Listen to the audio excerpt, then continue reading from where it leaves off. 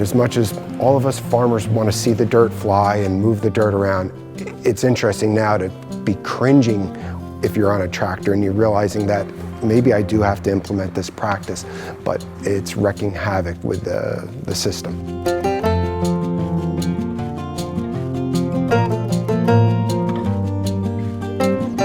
So tillage was the only way I thought I could ever get back into hay. Not realizing that, well, if I kept my soil health up, if I maintained my pH, if I was more conscious about my nutrient management plan, maybe that field would last longer.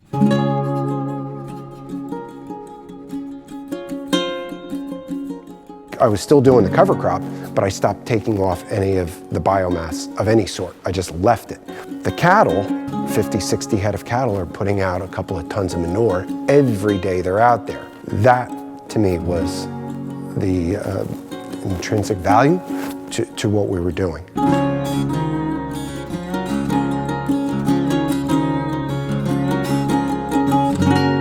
The assistance that came with the on-farm trial, it gave me the opportunity to explore something that I otherwise wouldn't have, because I couldn't have taken the financial impact if it failed. And that meant fencing the area that we were going to graze after we planted the cover crops. A solar well, so that we were able to use a shallow well that was in proximity, which had been a deterrent from grazing this area and made it essentially like cost prohibitive.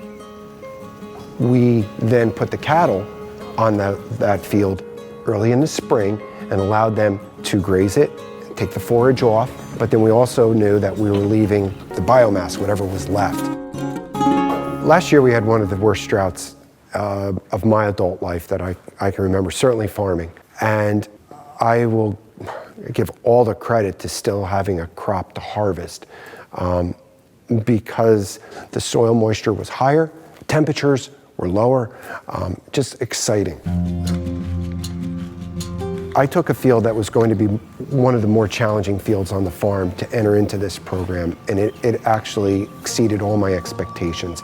The field has dried down quicker now, and I believe it's because we've not been working the soil, because we've created these capillaries through the worms and all that I know just very little about, but I know the field's draining quicker. My father, he's in his 80s. He's commented about the quality of the corn crop that's been there over the last couple of years. He says, never used to see corn like that out there. I think we're all realizing that the extremes are more the norm. We need to get our organic matter up. We need to be able to get our fields drier during times that we have a wet spring. All of us as farmers, we need to get our soil health.